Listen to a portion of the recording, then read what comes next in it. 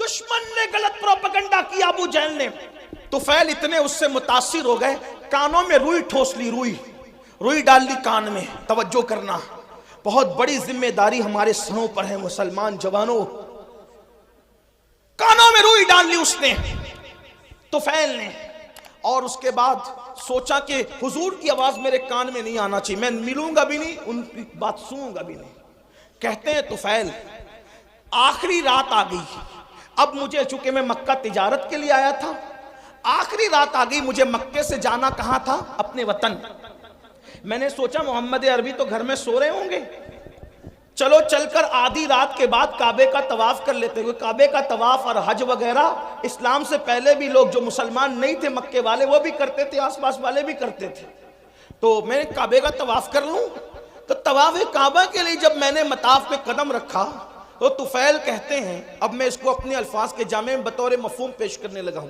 طفیل کہتے ہیں کہ چاندنی رات تھی, چاند کی دودیا روشنی, میں اپنے الفاظ کے جامع بطور مفہوم پیش کروں. چاند کی دودیا روشنی مطاف کی زمین کو مزین کر رہی تھی, اور غلاف کعبہ سے چھن کر انوار و تجلیات نکل کر قلوب و اذہان کو منور کر رہے تھے.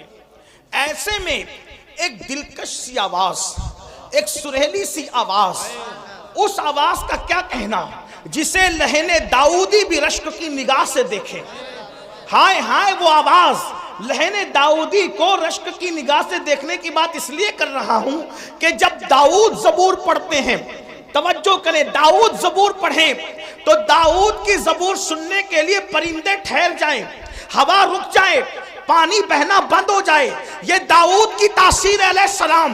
لیکن جب محمد الرسول اللہ کی آواز نکلے تو خالق کائنات, خلاق کائنات, کائنات کو پیدا کرنے والا خداوند قدوس اس آواز کا مشتاق ہے, مشتاق. اللہ اکبر. اسی لیے تو دیکھیں ان کے چہرے کا بھی اشتیاق ہے, اور ان کی آواز کا بھی اشتیاق ہے, اور ان کی ملاقات کا بھی اشتیاق ہے. اسی لیے تو قرآن میں جگہ جگہ ہے, قل یا ایھا الکافرون, قل هو اللہ احد, قل ان کنتم تحبون اللہ. اللہ اکبر, اللہ اللہ. جگہ جگہ قل کیوں ہے؟ یعنی محبوب آپ فرما دے, محبوب آپ فرما دے, محبوب آپ فرما دے. یا اللہ پاک کلام تیرا ہے اور تو کہتا ہے آپ فرما دے, یہ آپ سے کیوں سننا چاہتا ہے تو؟ تو استاد زمان بڑے خوبصورت لب و لہجے میں اس کی عقدہ کشائی کرتے ہیں اور کہتے ہیں قل کہہ کے اپنی بات بھی, قل کہہ کے اپنی بات بھی لب سے تیرے سنی.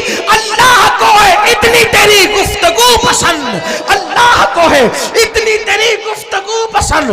طفیل کہتے ہیں خوبصورت سی آواز میرے کانوں میں آ گئی. میں نے سوچا آواز اتنی خوبصورت ہے تو آواز والا کتنا خوبصورت ہوگا, آواز والے کا انداز کیا ہوگا.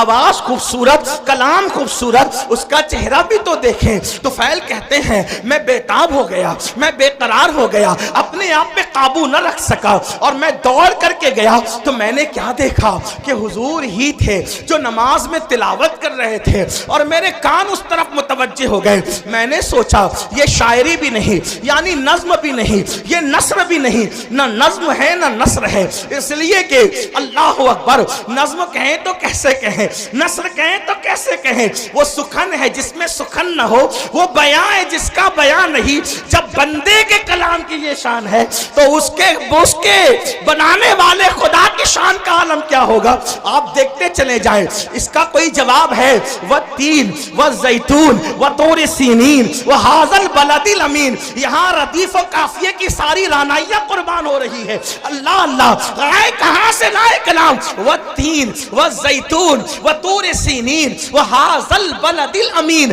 لقد خلقنا الانسان فی احسن تقویم ثم رددناہ اسفل سافلین الا الذین آمنوا وعملوا الصالحات فلہم اجر غیر ممنون فما یکذبک بعد بالدین الیس اللہ باحکم الحاکمین فلا صدق ولا صلی ولکن کذب وتولی ثم ذهب الى آلہ یتمطى اولا لک فاولا ثم اولا یہ رعنائیہ تو دیکھیں، کروڑوں ردیف و قافیے بھی حیرت سے تک رہے ہیں کہ آخر اس کلام کو